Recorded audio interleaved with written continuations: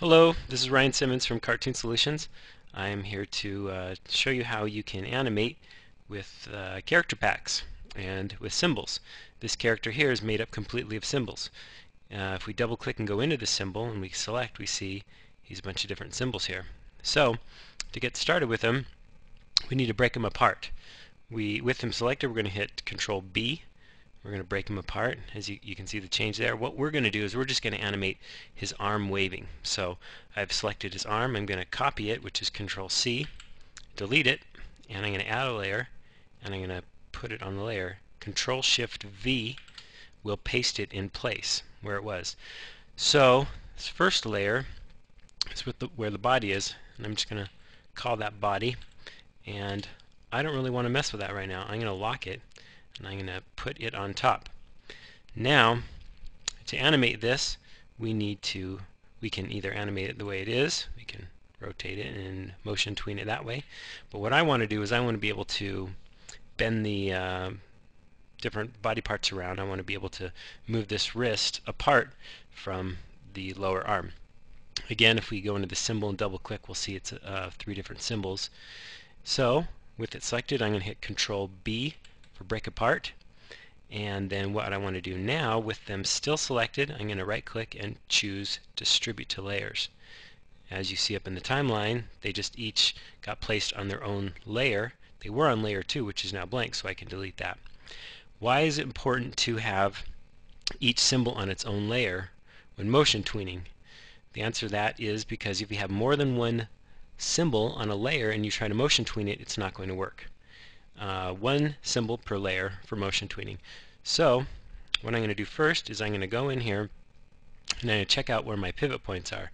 With this selected, I'm going to hit the hotkey Q, which is the free transform tool, and I'll see if I were to pivot it now, it's going to pivot around the center of the hand. We actually want it to pivot down from the wrist, like that. Okay? And we'll check out the lower arm. That one is fine. And the upper arm, we want it to pivot from the shoulder.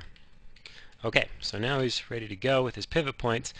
This is going to be the first keyframe, so I think I just want to bend this wrist a little bit back like that.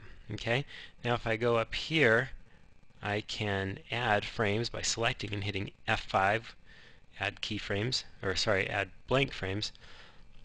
And then here I can select all three layers and hit F6 to create keyframes.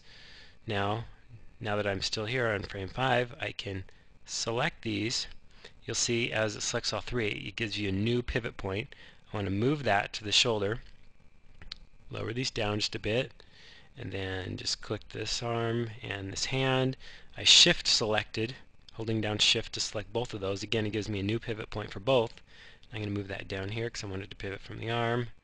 And move this down, click away, click this one, and rotate the arm down, or the hand down like that. So there's our two key poses.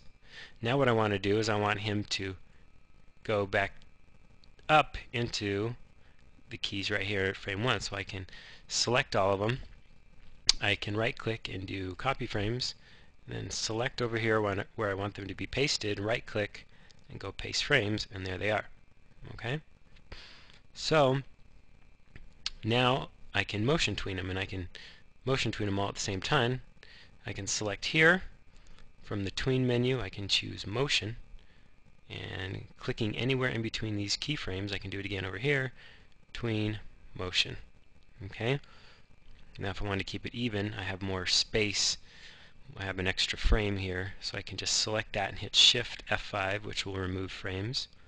Okay, so I can make a movie, see what it looks like. So there he is waving, and it's a little bit robotic, and because the timing is really even. So what I can do is I can actually play with the timing, the ease in and out. If I select, again, all three in between, I can use this easing slider. Let's see, I want to ease in.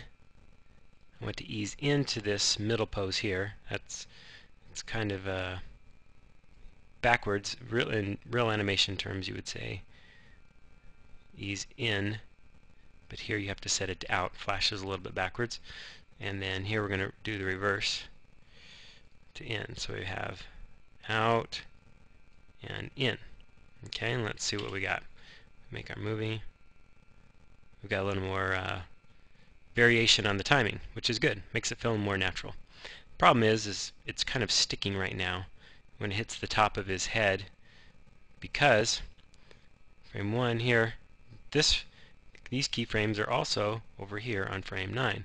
So essentially we're seeing them twice and they're not moving. So we can cheat it here. We can select this, hit F6, make new keyframes right there.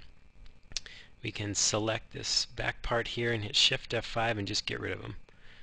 See how that looks.